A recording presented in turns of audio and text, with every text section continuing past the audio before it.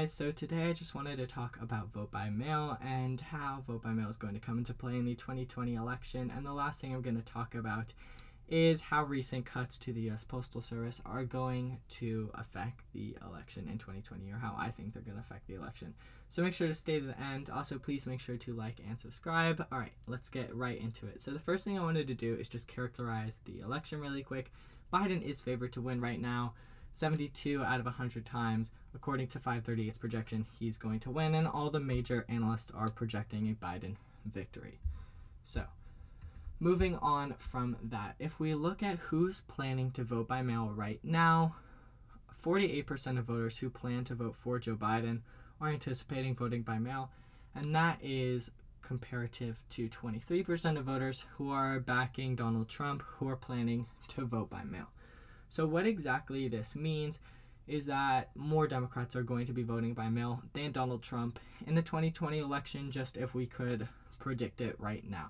And that makes sense. Donald Trump has definitely been attacking vote by mail. He's kind of changed his tune recently, most likely because he's seen these polling numbers, and he's kind of worried that if people aren't going to be voting by mail, then maybe they won't be voting at all. You know, voting by mail is a pretty safe option in terms of turnout, and I'll just build on that a little bit in a second. But for the most part, his rhetoric has been vote by mail is a bad thing. It's subject to a lot of insecurity. So that is his stance, and that matches the stance of the Republican Party versus Democrats, who are more advocating for universal vote by mail being accessible to everyone, because the evidence does suggest that vote by mail is a pretty safe option in terms of voter fraud. There aren't any real instances of it wide scale in the United States. So that is sort of the state of things. If we look at who benefits from vote by mail, it's pretty unpartisan. If you just look at the states here, you can see there's a pretty good mix. And then state by state, vote by mail does not favor one party or another in terms of matching the results of the election to the demographic breakdown of who is voting by mail. There is a large bump in turnout for either party when they vote by mail. So that is one thing that Republicans may be worried about when they see that Democrats are in much larger numbers anticipating to vote by mail. They may be worried that Democrats will get a bump in turnout compared to Republicans, who aren't anticipating voting by mail in such large numbers or in equitable numbers as they usually do. However, the bump in turnout that they get is pretty negligible, so that is not exactly a big worry, or it shouldn't be a big worry for either party. I mean, if we look at some razor thin margins, then it could, wind up coming into play, but for the most part, the turnout bump that they get is pretty negligible. If we look at these states that are allowing voting, so we can see that the ones at purple are allowing every single citizen to vote by mail. They're just doing all vote by mail.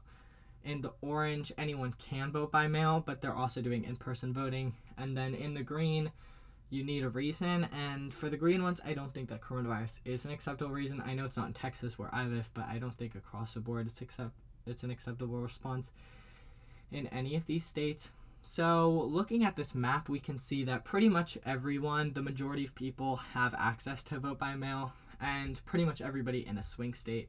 The only real swing state that isn't allowing universal vote by mail is Texas. However, for the most part, Democrats can win without Texas, and Republicans can surely win with Texas, obviously. So moving on to a poll, we can see that Democrats favor vote by mail, just allowing everybody to vote a lot more than Republicans.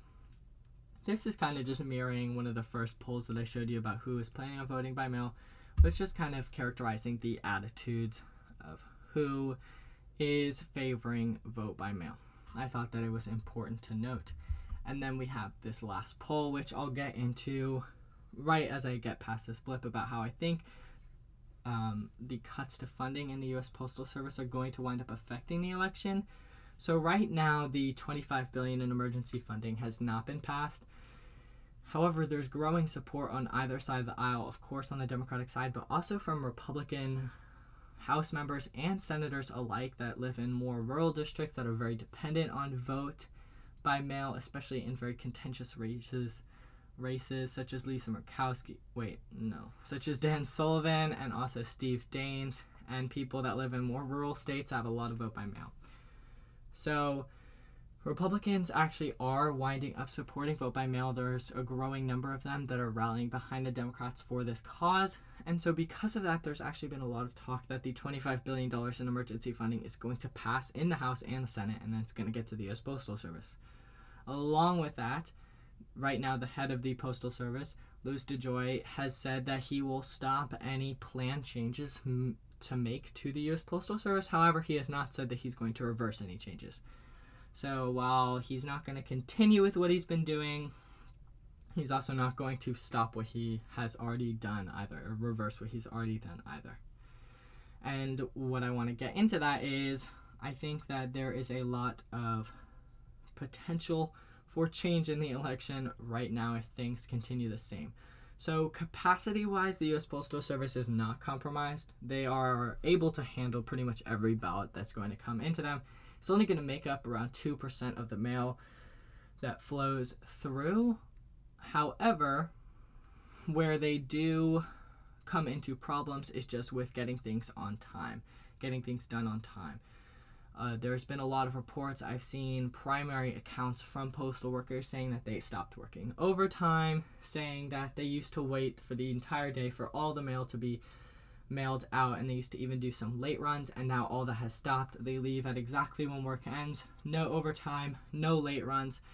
And so because of that, there's been a lot of delays, and they're already short-staffed because of COVID, so there's just been delays in getting mail out on time. Now, Louis DeJoy has said that they will have no problem turning in all the ballots on time. However, he is not exactly the most trustworthy figure, just because his proximity to Donald Trump and also his track record with having close ties to private mail. So he doesn't have a vested interest in seeing the Postal Service succeed necessarily. And he actually does have a vested interest in seeing Donald Trump do well and seeing vote by mail sort of hindered just because more Democrats are planning to vote by mail. So with that, there could be delays in vote by mail. So that means that if you send in your ballot a week and a half before the election date, before November 3rd, there is potential for it not to arrive on time, and that can be a pretty harmful thing. Who do I think that will affect the most? Well, looking at this poll, we can see that youths actually have the most favorable opinion of vote by mail, and I think that because there's very little awareness and also just enthusiasm about voting in younger voters, in younger generations, I think that there's a potential for younger voters to be most affected by this. You know, they probably have a lower education on vote by mail when they need to turn in their ballots. They're probably going to be doing it late versus older voters.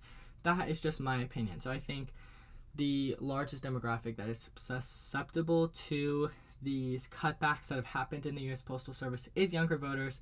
And what that means is Democrats will probably struggle from that the most. However, it's really hard to tell. So yeah, that is my assessment. Thank you guys for watching. All right, I'll see you guys later.